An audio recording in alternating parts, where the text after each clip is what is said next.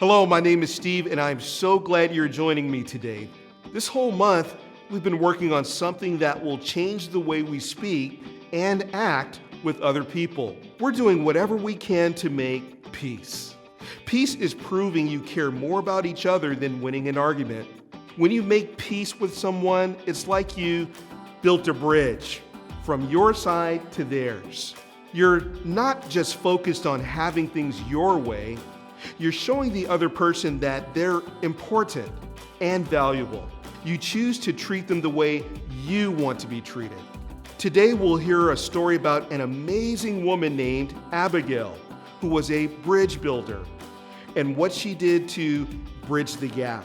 She was pretty creative. I can't wait for you to hear the story. Speaking of being a bridge builder, you and your family are going to build a bridge between two books by only using cards. The picture on the screen will help you to figure out how to do this creative building, and there will also be more direction on how to build this bridge in the parent guide located on our website. Make sure to post a picture of your bridge on our Journey Kids Facebook page. Go ahead and pause the video to build your bridge.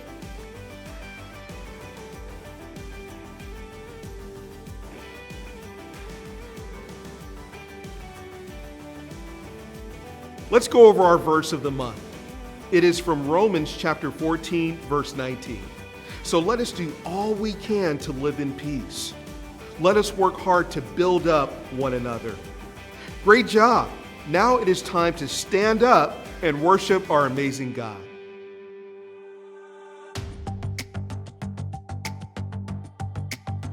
You're my courage. I don't have to be afraid.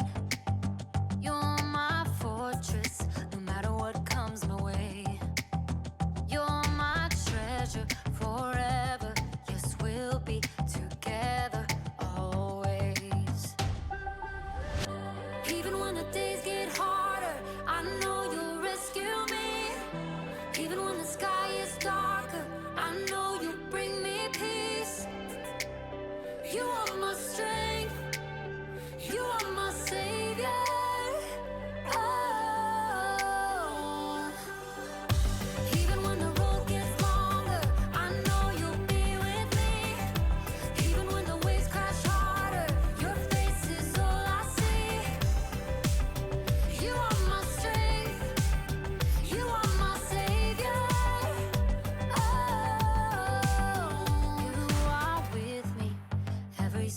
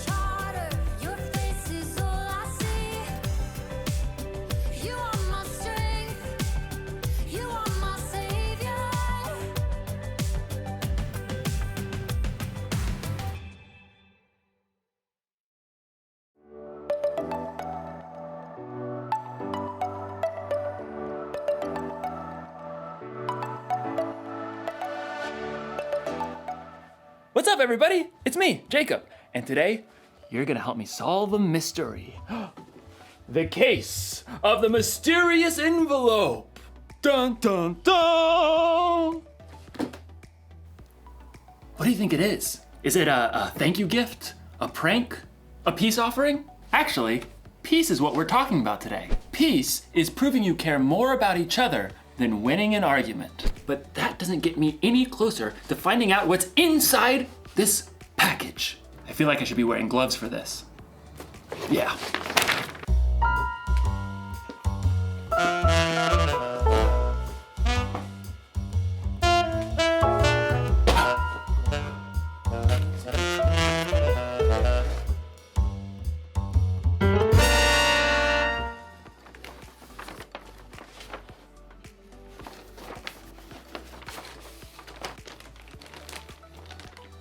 Monkey bridge?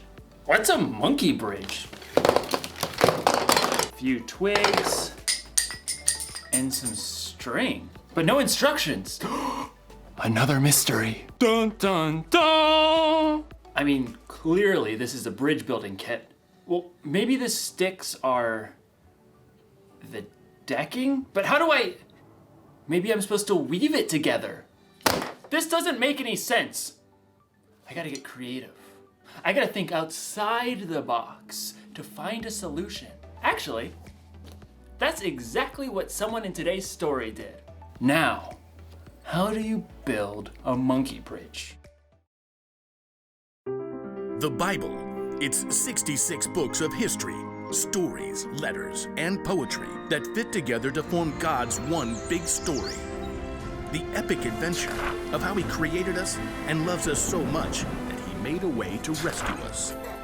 As we travel through the Bible, from Genesis to Revelation, we discover people who met God and found their lives changed forever. Now, for an amazing story, inspired by the book of 1 Samuel, chapter 25. God had promised David would be king, but for now, King Saul ruled Israel. David lived his life on the run, followed by a group of misfits who had become friends and servants. One day, they arrived in the desert of Paran, near the land of a wealthy man named Nabal, who owned 3,000 sheep. We'll set up camp here, man. At first, Nabal's servants didn't know what to think. Too many strangers around these parts.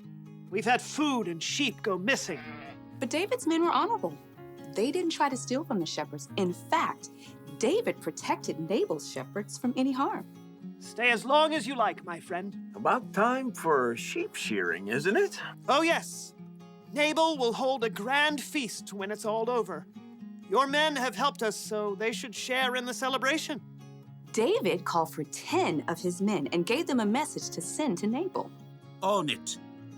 David's messengers hurried up the mountain to Nabal's estate and were brought to stand before him. Well, what do you want? Nabal sneered down at the men while he continued to chew on a fine leg of mutton. David says, may you live long, may things go well with you. Continue. He says, I hear that you are clipping the wool off your sheep. When your shepherds were with us, we treated them well and protected them. Now please be kind to my men. Please give us any food you can find for us. Nabal leapt from his seat and hurled the mutton bone across the room. Who is this David? Probably a runaway servant. Why should I give bread and meat to a nobody and his men who come from who knows where? David's men returned to camp and delivered the news. Oh, no, he didn't. Oh, yes, he did. Men, put on your swords. We'll make Nabal wish he hadn't. At no time at all, David and 400 of his men were marching up the mountain to confront Nabal. It seemed there was no stopping a battle. But Nabal's wife, Abigail, was far wiser than her husband. A servant told her what he had done. David sent messengers asking for food, but Nabal shouted and was rude to them. Go on. The whole time we were near them, David's men were good to us. They were like a wall, keeping us safe. You've got to do something now, or terrible trouble will come. There's no time to waste. Abigail quickly directed her servants to gather supplies and put them on donkeys. 200 loaves of bread, Check. 5 sheep, Check. 1 bushel of cooked grain, Check. 100 cakes of raisins, and 200 cakes of figs. Check. And check. Well, you go on ahead. I'll follow. The donkeys, loaded with good food, started down the mountain. Abigail got on her donkey and followed. From the valley, David and his men were approaching. Everything we've done has been worthless. I watched over this fellow's property, but he's paid me back evil for good. We'll wipe him out. As David's anger grew, though, he spotted something along the path. A pack of donkeys. What's this? It looks like they're carrying something. Food for a feast, I'd say. Behind the pack of donkeys, Abigail prepared for what lay ahead. I must stop this. The moment Abigail saw David, she slid off her donkey and fell face down on the ground before his feet. Please, let me speak. Let me take the blame for Nabal's actions. Abigail raised her eyes just enough to notice David's surprised face. He nodded. Don't pay attention to Nabal. He's always doing foolish things. I'm sorry I didn't get to see your messengers, but I've brought a gift for you. Right now, the Lord has kept you from killing Nabal and his men. Let the Lord deal with your enemies. Abigail rose to her feet. David and his men listened, surprised by the strength of her message. You fight the Lord's battles, so he will give your family line a kingdom that will last. He'll make you ruler of Israel. And when he does, you won't have a heavy load on your mind about killing people with no reason. The Lord will give you success. When that happens, please remember me. Abigail took a deep breath and waited. David smiled. Give praise to the Lord. He sent you to find me. May he bless you for this. You have kept me from using my own hands to get even. David's men unloaded the food that Abigail had brought. Go home in peace. I'll do what you have asked. Abigail made her way back up the hillside to her home. She had chosen to humble herself and do the hard yet creative work of making peace. In the end, Nabal paid the high price for his foolish anger, but God blessed Abigail. The fight between Nabal and David wasn't Abigail's problem, but she didn't use that as an excuse. She got involved. She acted fast, and she found a creative solution. You see, just because something isn't your problem doesn't mean you can't get involved. God has given each one of us unique talents and unique ways of seeing things. So, if you see people in a fight and you're the only one who can see a way to make peace, you should help them solve that mystery. Jesus showed us how important making peace was to him when he gave his life on the cross. We can make peace with others by being part of the solution. You can help calm an argument between two people by making them laugh. You can suggest solutions to problems that others might not see. Or if a fight looks like it might get dangerous, you can find a grown-up to help keep the peace. The one thing to remember today is this: you can show you care about others by being part of the solution. So this week, be on the lookout for creative ways to build bridges between people in your small part of the world. I'm gonna have to get pretty creative myself. Here's what the bridge is supposed to look like. Mystery solved. You know, if that bridge was full-sized, I could cross an entire canyon on that one thin little rope. But first I'd need to solve my fear of heights problem. Dun dun dun! I'll see you next time.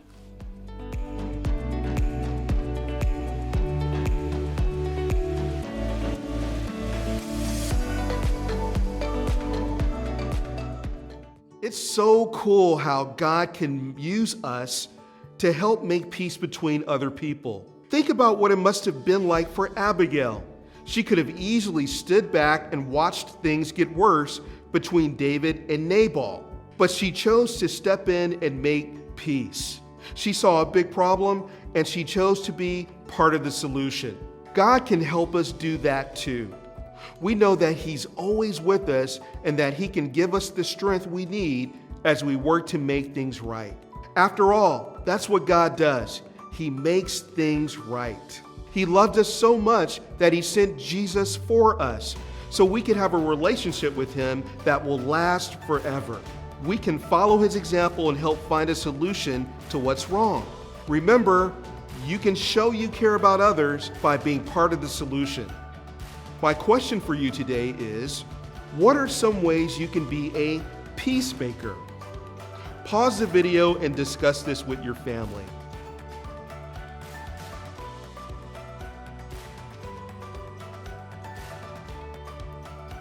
For the last activity, today you will be coloring this page with the verse on it according to the key at the bottom of this paper. If it has a 1 on it, you will color that part dark blue. If it has a 3 on that part, you will color it orange, and so on. I hope you have fun coloring this verse. If you bought our supply kits this month, you will receive this coloring paper. Check out the parent guide on our website to print out this paper if you did not buy our kits. I had such a great time learning all about peace this month with you. I hope you have a great week. Bye.